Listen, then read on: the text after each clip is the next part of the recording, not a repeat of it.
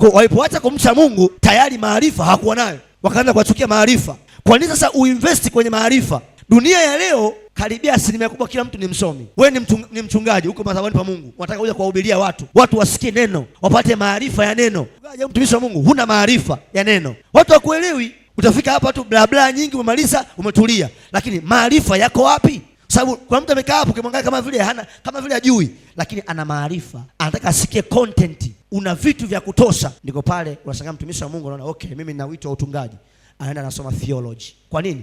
Aongeze maarifa zaidi kwenye neno la nani?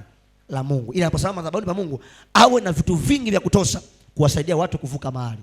Wewe ni muimbaji, sawa, unaimba. Nani unamsikiliza? Ndio maarifa yenyewe. Wanaimbaje wenzako? Sauti ya kwanza inaimbwaje? Sauti ya pili inaimbwaje? Ndio tunafika leo madhabahuni, tufika madhabahuni hapa. Leo mtu anamfundisha sauti ya kwanza inaimbwa hivi. Ukifika hapa unasikia vitu vya ajabu. Kwa nini?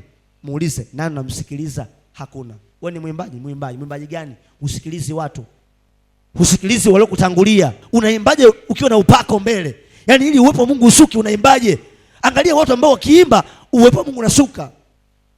Akifika madhabahuni haimbi nyimbo 3, uwepo wa Mungu utashuka. Kwa sababu anatafuta maarifa zaidi ili watu wakutane na Mungu kwenye uimbaji.